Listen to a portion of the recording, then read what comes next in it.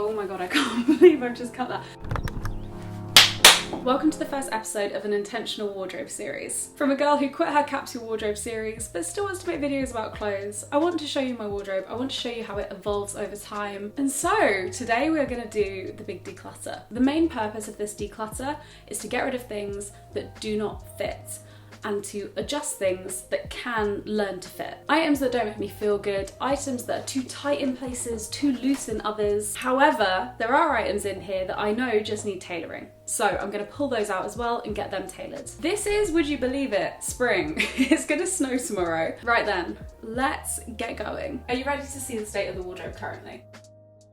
Here it is. I don't know if you can fully see that massive pile. This is laundry, but this is just clean clothes. This here is Jack's section. This here is mine. I'm a little embarrassed, but it is a small wardrobe. Ooh, let's get this out of the way. Anything that I am getting rid of, I'm gonna sell. I'll put on Vinted, I'll put on Depop, I'll find it a new home. So I will link that below. The way I usually do this is I get everything out. I am gonna invest in one of those microphones that you clip on so that you can hear me better.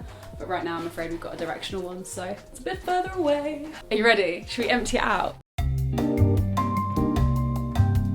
Now do you really see the state of this pile of clothes? It's not pretty.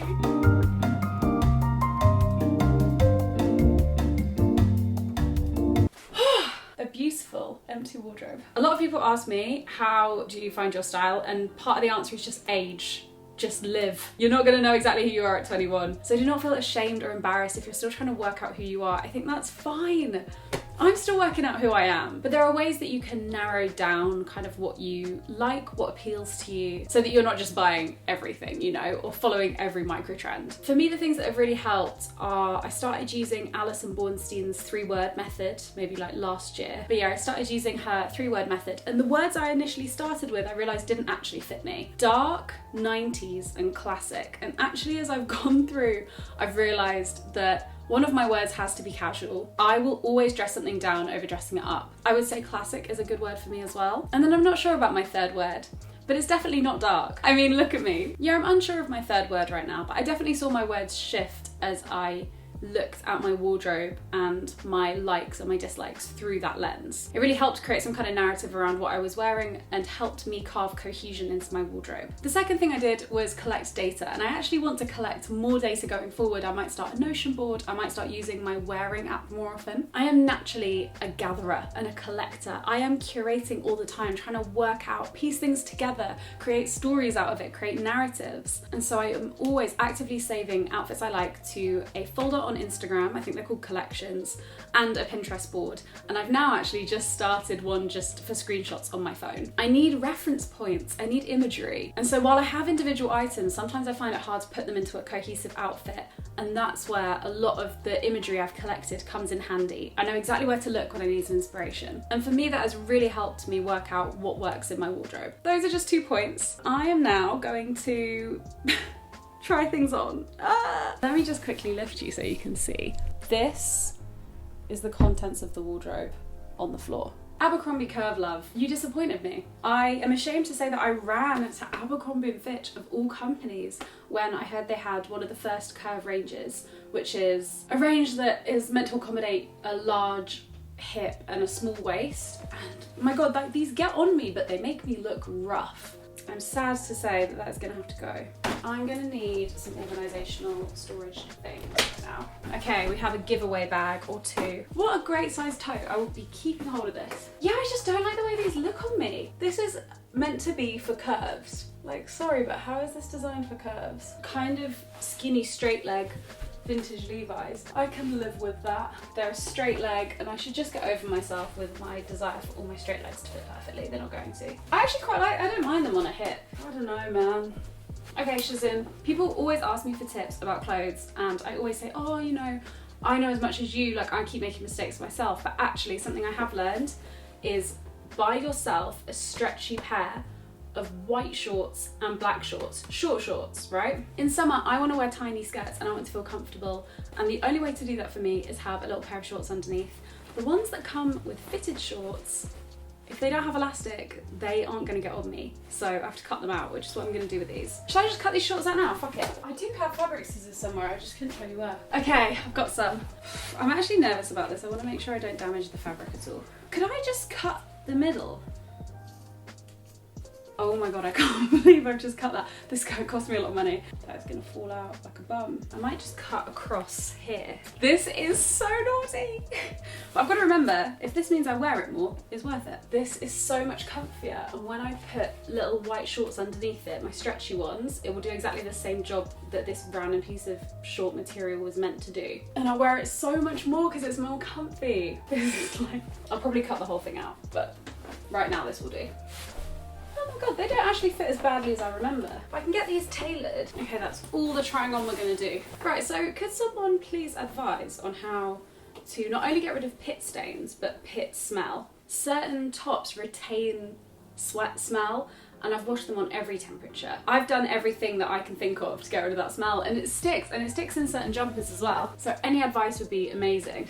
Everyone always follows up about this sweater. Don't worry, it's staying. It's going under the bed for another year. I call it my Christmas jumper. So if you are looking for a pair of Levi's that are amazing, the baggy dad style, I have worn these so much this year. This sweater here, I've had since the beginning of my capsule wardrobe. I think it was my first capsule wardrobe purchase, but I think I'm gonna give it away because, right, this bat wing has always made me look weird, and it makes me look like a big like parallelogram. Oh, I've been looking for this my whole life with this new closet is, oh wow, that thing that was in the pile. Certain items are very much not going to be worn in spring and summer, so I'm going to put them under my bed, such as this amazing and glorious midi skirt. In my last video, I referred to a very expensive white t-shirt that aged in the exact same way as all my other white t-shirts, and that is this Theory one. It's not even a good fit, honestly. I got it from a friend for free, so thank you. It's just not very good. These A Goldie jeans are amazing. Couldn't recommend them more highly if you are curvy. Size as low as you possibly can because they stretch. And I didn't believe my friend Georgia when she told me, and now these are enormous. Another random one, right? Effectively my mother-in-law, love you Sue if you watch this, bought me a cropped and other story sweater for Christmas. Also brave buying people clothes for Christmas, but she smashed it and I've worn it all winter. Like if I have anything with a bit of a weird neckline or I just want to cover it, I'll wear that sweater and it is so good. I've got to say as well, every Suzanne knit I have has aged impeccably. I love summer, I love dressing for summer, I love everything about summer. I've still got the tag on it as you can see, but Adenola had this score on Net-a-Porter for £25. So obviously I bought it. Proper winter sale like snap up, but I can't wait to wear it. And look, stretchy shorts. I'm gonna continue doing this. I'm gonna speed through it. And hopefully tomorrow I'll be able to show you a neat and clear wardrobe. And then we can talk about what's to come, what my plans are, and we can take some bits to the tailor. Good morning. It's actually midday. I have my little coffee. The wardrobe is done. That's update 1. I'll give you a little view now, but basically it's still quite empty because there's a lot of stuff that I haven't got out for spring and summer yet because it is currently snowing. But there is some stuff that was very Christmassy or like very seasonal that I've put under my bed. Only a few bits, like I think I showed you them yesterday. Things that were like heavy satins, you know, ruched, like things that are very like dramatic and in kind of what I consider to be more wintry colours. But yeah, it's done. And so you might remember I made a video trying out Wearing, which is an app that kind of functions like the Clueless wardrobe last year, and I've re-downloaded it and I'm just updating all of the information on each piece, and I'm about to start adding new pieces because I didn't add anything for winter or autumn into that app. So I'm going to add it all now so that I have a full database of my wardrobe. But I really do think it's the step forward for me in creating intentionality and making sure that I can get dressed every morning. You can save outfits into the app, you can track how you're wearing things, you can add prices so you can track how much money and like the cost per wear of each item. So quickly let me talk a bit about what I'm hoping my wardrobe will look like in the coming months. As I was saying yesterday, I have an inspiration folder and I've just saved a bunch of screenshots off of my Instagram, TikTok, Pinterest onto a folder in my phone called Outfit Ideas. So I'll put some imagery up so you can kind of see what is inspiring my style at the moment. I don't know if this is interesting to you, it's fine if it's not, you can skip it and go to where we go and get my clothes tailored. I think since I realised my style is more casual, I've made a move into having items that will make my wardrobe more casual and my outfits more casual. So I think coming into spring, I'm really looking to change up my footwear a bit more and add a few more items into my closet. It's a shame I have no data right now. I can't wait to be able to bring you some data in the next video. To be honest, it's probably for the best because I lived out of a suitcase for at least like half of autumn, if not the whole of autumn. And I've also lost some clothes, which is really sad. I've lost some of my favorite clothes, and they're the ones that weirdly I took with me throughout my journeys before we moved in here. I'm hoping they do happen to be in the flat and they do just show up. Oh, I had this beautiful pink cardigan and I miss it so much. I would love a racing jacket. I'm looking secondhand at the moment, but they're all like £150, £200. To me, that would be a perfect summer evening jacket, as well as being a good everyday, and it would transition well into autumn and winter. I just think they're so cool. I'm a moto mummy, you know what I mean? Yeah, it just depends on finding the right one. And it will definitely be secondhand. I would never buy something like that firsthand. If you want to see outfit content, tell me how you would prefer to consume that. Is that better on short form video? Is that better long form? Is that better as like a lookbook, or like, lookbook feels really old, as in just like straight to camera, or a what I wear in a week video? Just like let me know. Do you want to come with me and get some clothes tailored? Yeah, you do. Yeah, you do. Customer information.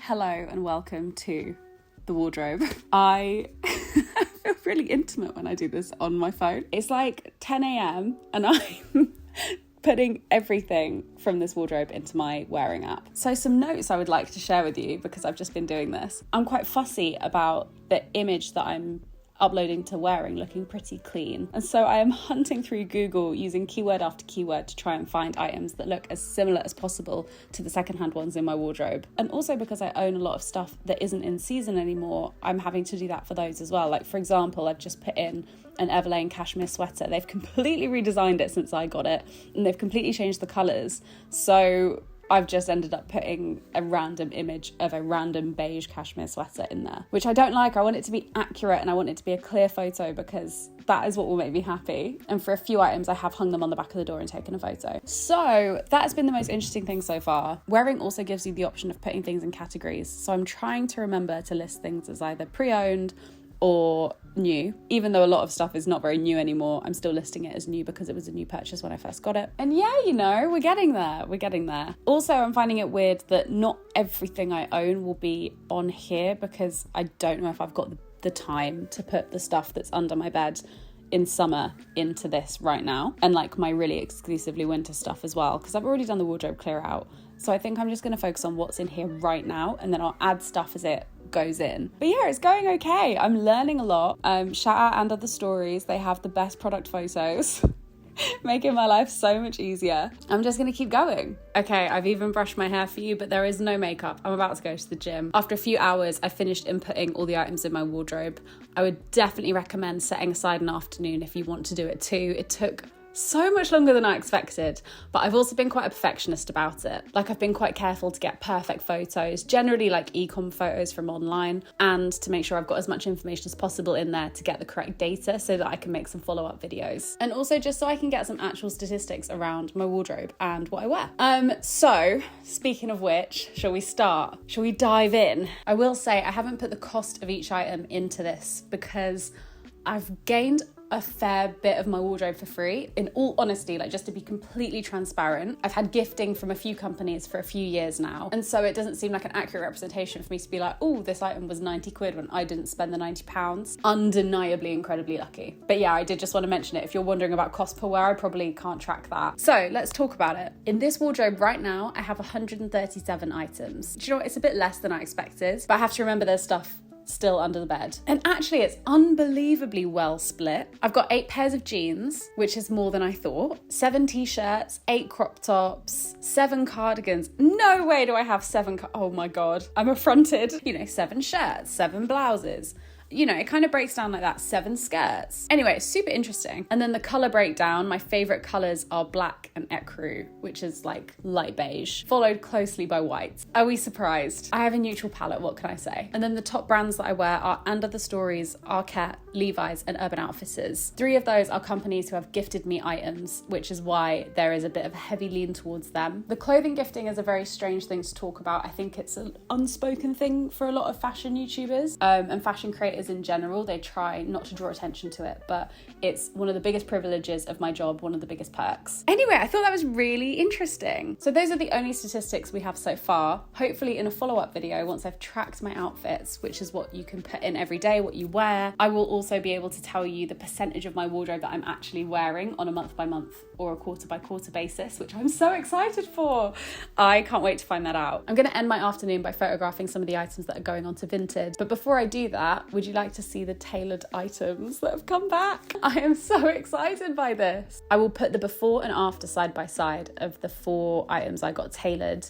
I am in awe at Stitches. It's by far the neatest tailoring I've had on any items that I've had tailored. I might have mentioned this before in the video, but these are the 4th tailor that I've been to. I've had so much trouble finding someone that does a really good job, and I'm thrilled to say I think I found them. So Stitches in Bow, if you are East London based, I couldn't recommend them enough. I've had a really positive experience so far, and it's honestly made my week. Like, it feels so good to have clothes that fit. It's like Christmas.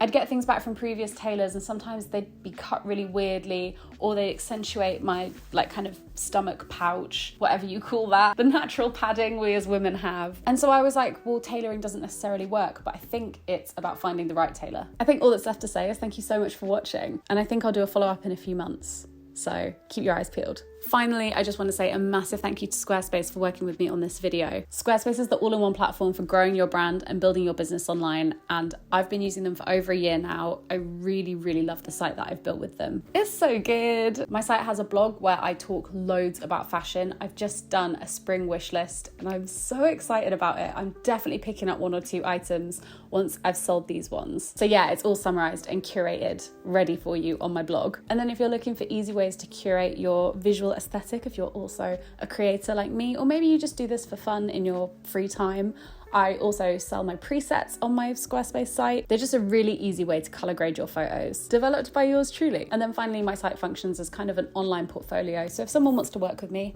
and they give me a Google, it's the first thing that pops up. Everything they need to know is on my Squarespace site. If you are building a site yourself, you can get 10% off your first website or domain by going to squarespace.com/LucyMoon or using the code LucyMoon at checkout. I will leave all of that information below. Thank you, Squarespace. You're my babes. All that's left to say is I will see you in my next video. Thank you for watching. Thank you for watching.